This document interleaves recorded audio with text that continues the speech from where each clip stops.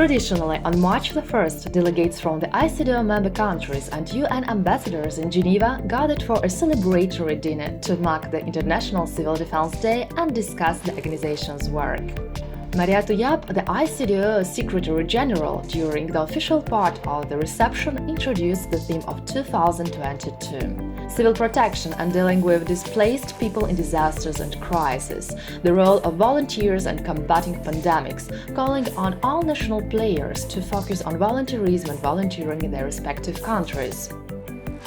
Que l'OIPC est une organisation intergouvernementale qui réunit 60 États et qui a été créée. L'idée de la création de l'OIPC, c'était sur la base des souffrances des personnes civiles en temps de guerre.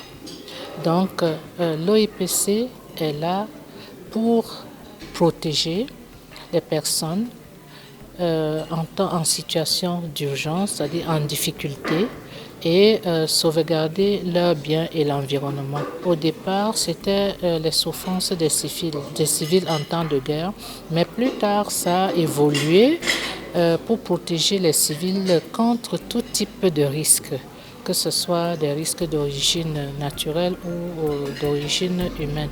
The head of the ICDO said that this international organization has evolved considerably over the 90 years of its experience.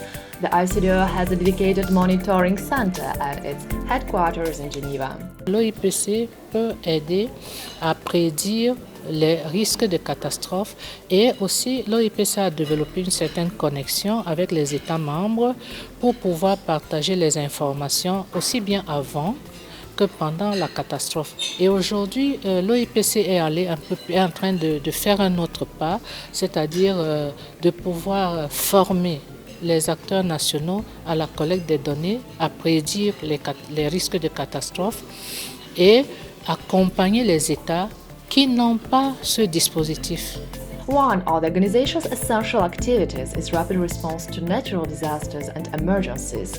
According to Andrei Kudinov, deputy head of the ICDO, both professionalism and heroism are important for a rescuer, but it is professionalism that can save a rescuer's life and health. That is why training sessions, including in-service training, are so necessary. Unfortunately, the pandemic has taken its toll.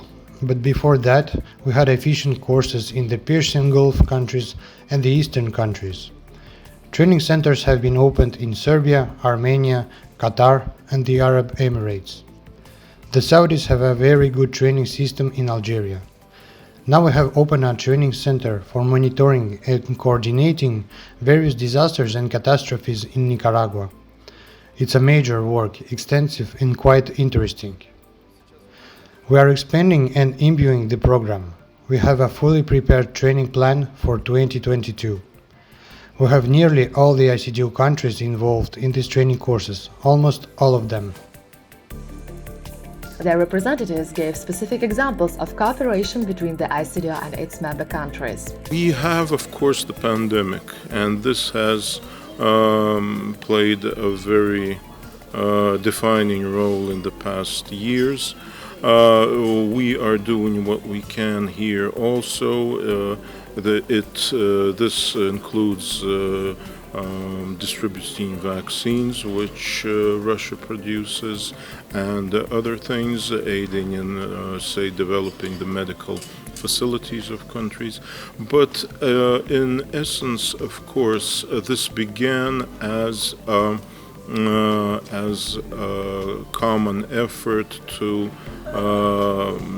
teach people to deal with natural disasters. For instance, in what areas do ICDO interact with Kazakhstan? В области пожаротушения, насколько я знаю, подготовка, тренировки специалистов пожаротушения, в области ликвидации чрезвычайных последствий каких-то там техногенного характера, природного характера. В основном в этих сферах. Diplomatic contacts, humanitarian missions, and technical support to member states of the ICDO are essential aspects of the international organization's activities. Definitely, ICDO plays an important role as a platform between our donors and countries. As you know, it takes some also long time, to preparing all this delivering and also conduct some technical assistance or even training. But because ICDO, we have also our internal regulation and special status, so we can do it much faster and much easier, which is really can help to our many countries, to avoid these problems with some bureaucratic moments, with some kind of, extra payments. So, and we are really happy to help to our member states and also to help to our potential members in this case. So especially for, let's say, for humanitarian assistance or technical assistance. We also do some special conference, and we invite our partners and we invite our scientific centers also to make some presentation and to show our member states new technology and and new products which can be very interesting for many countries.